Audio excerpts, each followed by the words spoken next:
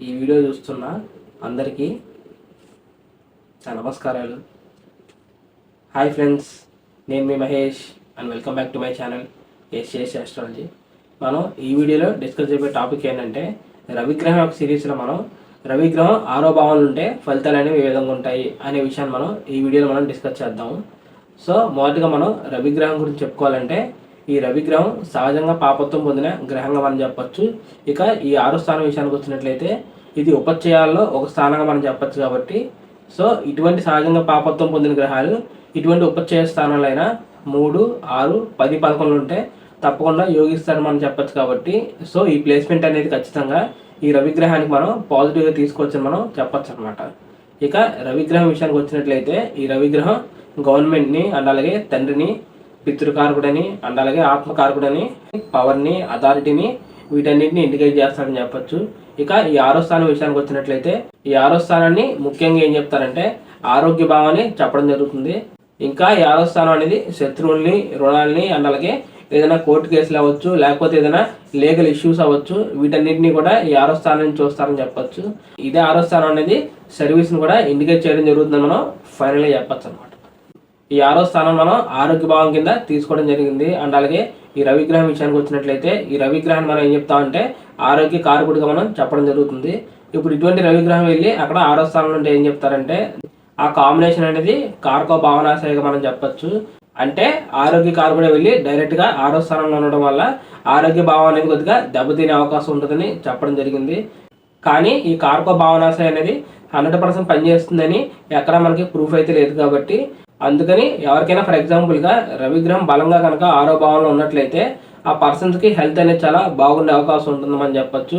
And అలాగే ఈ 6వ స్థానాన్ని శత్రుభావం కింద కూడా చెప్పడం జరుగుతుంది. కాబట్టి ఇప్పుడు ఇటువంటి స్థానంలో వెళ్ళి ఈ రవిగ్రహం ఉండడం వల్ల ఏమవుతుందంటే ఈ పర్సన్స్ అనేవాళ్ళు వాళ్ళ శత్రువుల కన్నా ఒక గొప్ప పొజిషన్లో ఉండే అవకాశం ఉంటుంది.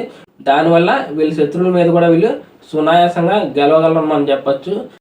అందుకే ఈ పర్సన్స్ అనే వాళ్ళకి చాలా మంది శత్రువులు కనిపించకుండా ఉండే అవకాశం ఉంటుంది మనం చెప్పచ్చు. స్ట్రైట్ ఫార్వర్డ్గా వీళ్ళకి ఎదురుగా వచ్చి ఫైట్ చేసే సాహసం అనేది వాళ్ళకి ఉండదని మనం ఫైనల్గా చెప్పచ్చు అనమాట.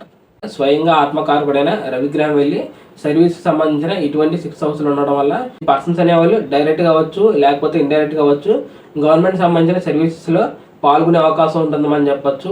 అండ్ అలాగే వాళ్ళ ఫాదర్స్ కూడా ఏదైనా గవర్నమెంట్ రిలేటెడ్ ఫీల్డ్లో కూడా వర్క్ చేసేదానికి అవకాశం ఉంటుంది మనం ఫైనల్గా చెప్పచ్చు అనమాట. ఒకవేళ ఇలా కాకుండా రవిగ్రహం 6వ స్థానంలో నీచపడినా, లేకపోతే ఏదైనా చెడు గ్రహాలకు వీక్షణ పొందినా, లేకపోతే ఏ రావుకేతులతో సంబంధం ఉన్నా కూడా అప్పుడు ఈ రవిగ్రహం వల్ల మనకి 6వ భావానికి సంబంధించిన విషయాల్లో కొద్దిగా ప్రాబ్లమ్స్ అనేవి క్రియేట్ అయ్యేదానికి అవకాశం ఉంటుందని చెప్పచ్చు. ఇప్పుడు ఇక్కడ మనకు రవిగ్రహం ఈ 6వ భావంలో ఎఫ్లిక్షన్ గురవడం వల్ల రవిగ్రహానికి సంబంధించిన డిసీజెస్ అనేవి ఆ పర్సన్కి అటాక్ అయ్యే అవకాశం ఉంటుందని చెప్పచ్చు. అంటే ఆ పర్సన్స్ అనే వాళ్ళకి హార్ట్ డిసీజ్ అవ్వచ్చు, లేకపోతే అరుగుదల అనేది తక్కువ ఉండే అవకాశం ఉంటుందని చెప్పచ్చు, లేకపోతే ఏదైనా కంటికి సంబంధించిన విషయాల్లో కొద్దిగా లోపం ఉండే అవకాశం ఉంటుందని చెప్పచ్చు. ఇటువంటి ఆరోగ్యానికి సంబంధించిన విషయాల్లో ఆ పర్సన్స్ అనే వాళ్ళు ఇబ్బంది పడే అవకాశం ఉంటుందని చెప్పచ్చు.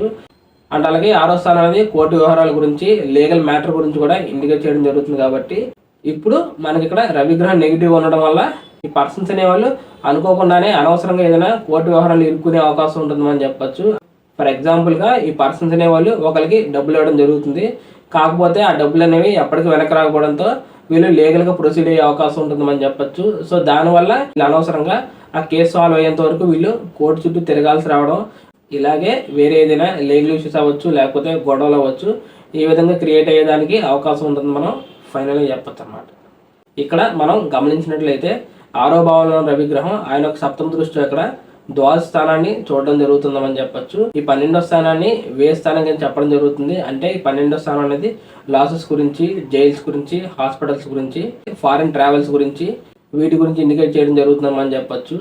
ఇప్పుడు ఇటువంటి స్థానం మీద రవిగ్రహం యొక్క దృష్టి ఉండడం వల్ల ఈ పర్సన్స్ అనేవాళ్ళు మనీని హైయర్ లెవెల్గా అండ్ అలాగే లగ్జరీస్గా కూడా ఖర్చు పెట్టే అవకాశం ఉంటుందని చెప్పచ్చు. రవిగ్రహం యొక్క మహర్దశ అవ్వచ్చు, లేకపోతే అంతర్దశ అవ్వచ్చు, ఇవి జరుగుతున్న సమయంలో ఆ పర్సన్స్ అనే వాళ్ళకి ఫారిన్ ట్రావెల్ ఛాన్స్ కూడా వచ్చే అవకాశం ఉంటుంది కూడా మనం చెప్పచ్చు అనమాట. ఈ రవిగ్రహం నెగిటివ్గా ఎవరికైనా 6వ స్థానంలో ఉన్నట్లయితే వాళ్ళకి శత్రు భయం కూడా ఉండే అవకాశం ఉంటుంది.